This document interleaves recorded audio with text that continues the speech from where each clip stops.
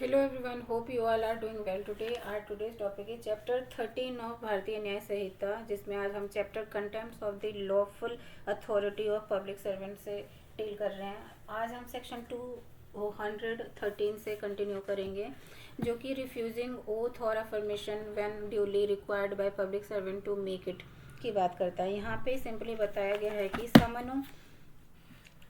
इसमें बताया जा रहा है 213 के अंतर्गत कि अगर कोई व्यक्ति रिफ्यूज़ करता है, शपथ या प्रतिज्ञान से इनकार करता है, जबकि लोक सेवक द्वारा वह वैसा करने के लिए सभ्यक रूप से अपेक्षित किया जाए, तो उस दशा में उसको क्या पनिशमेंट मिलेगी। तो यहाँ पे 213 के अंतर्गत रिफ्यूज़ल अगर जो कर रहा है तो 6 महीने तक की जेल और 5,000 रुपये देना पड़ सकता है उसको। इतना ही है सेक्शन 213 में। अगर जो हम इसको एक बार रीड आउट करें तो कह रहा है, whoever refuses to bind himself by an oath or affirmation to state the truth when required so to bind himself by a public servant legally competent to require that he shall be so bind himself shall be punished with simple imprisonment for a term which may extend to 6 months or with fine which may extend to 5,000 rupees or both। 214 section of BNS कहता है कि refusing to answer to public servant authorised to question, यानी कि अगर प्रश्न करने के लिए प्राधिकृत लोक सेवक का उत्तर देने से आप इनकार कर रहे हो तो क्या होगा। तो यहाँ पे ये बोल रहा है, refusal to answer lawful question up to 6 month की जेल और 5,000 रुपये का जुर्माना देना पड़ेगा। यहाँ पे अगर हम रीड करें इसको तो इस तरह से बताया जा गया है यहाँ पे कि whoever being legally bound to state the truth on any subject to any public servant refuses to answer any question demanded of him touching that subject by such public servant in the exercise of the legal power of such servant, public servant shall be punished with simple imprisonment for a term which may extend to 6 months or with fine which may extend to 5,000 rupees or both। Section 215 कह रहा है कि refusing to sign statement. अब यहाँ पे बताया जा रहा है कि कथन का पर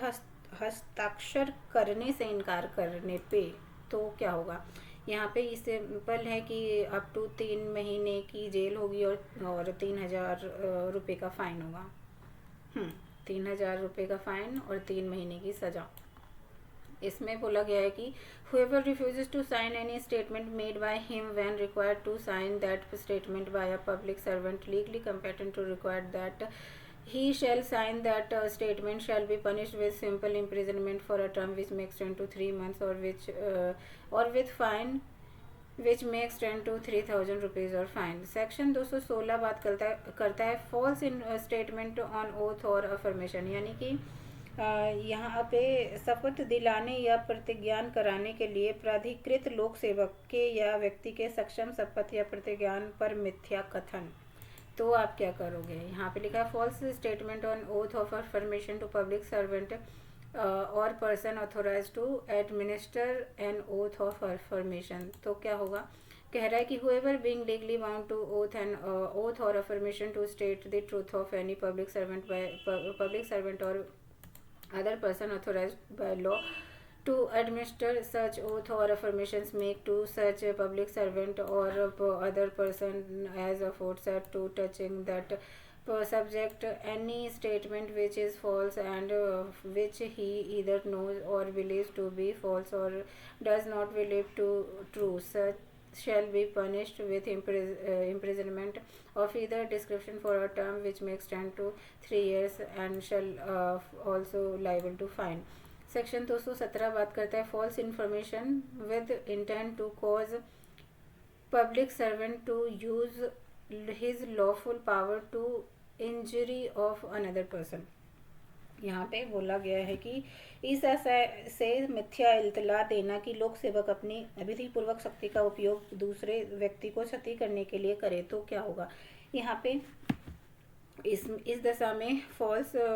information causing misuses of lawful power, तो फॉल्स इंफॉर्मेशन के लिए 1 साल की जेल और 10,000 रुपये तक का फाइन देना पड़ेगा। ये कहता है सेक्शन 217। अगर जो हम इसको रीड आउट करें तो कह रहा है whoever gives any public servant any information such he knows to or believe to be false, मतलब उसको पता है कि वो जो इन्फॉर्मेशन दे रहा है वो गलत है intending thereby to cause or knowing to be likely that he will thereby cause such public servant। तो उसको बेसिकली उसको उसके पद रूट से दूसरे डायरेक्शन में घुमाने के लिए ऐसा बोल रहा है, तो यहाँ पे सजा इसको वही मिलेगी जो है, जो कि है एक अप टू 6 मंथ और 10,000 का फाइन। तो ये सब क्लॉजेस ए में कह रहा है to do or omit anything with public servant up to not to do or omit if the true state of facts respecting which such information is given were known by him, or to use the lawful power of such public servant to injury or annoyance of any person shall be punished with imprisonment either discretion which may extend to 1 year or with fine which may extend to 10,000 rupees और fine. Illustrations हैं यहाँ पे हमारे पास कुछ, जिसमें ए illustration में कहा जा रहा है कि A informs a magistrate that Z, A ने इन्फॉर्म किया मजिस्ट्रेट जेड को, एड पुलिस ऑफिसर जो एक पुलिस ऑफिसर है, यहाँ पे बोला कि A informs a magistrate that Z, a police officer subordinate to such magistrate has been guilty of neglect of duty or misconduct, knowing such information to be false and knowing it to be likely that the information will cause the magistrate to to dismiss Z, A has committed that offence defined in this section। यहाँ पे कह रहा है कि यहाँ पे basically simply बताया जा रहा है कि अगर कोई ऐसी बात करे या करने का लोभ करे जिससे वह लोक सेवक या उसे उस संबंध में जिसके बारे में इल्तला दी गई थी तथ्यों को सही स्थिति का पता होता तो ना करता या करने का लोभ ना करता, या ऐसे लोक सेवक की विधि पूर्वक शक्ति का उपयोग करे जो जिससे उपयोग किसी व्यक्ति को क्षति शोभित हो सकती है, तो उस दशा में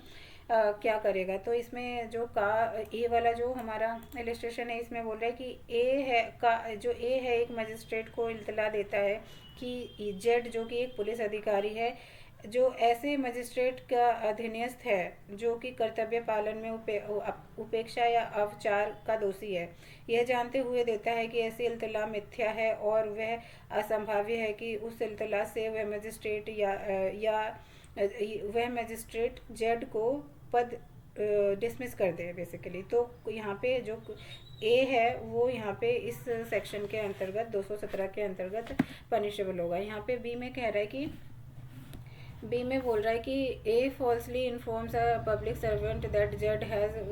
contraband salt in sacred place, knowing such information to be false and knowing that it likely that consequences of information will be a search of Jed's premises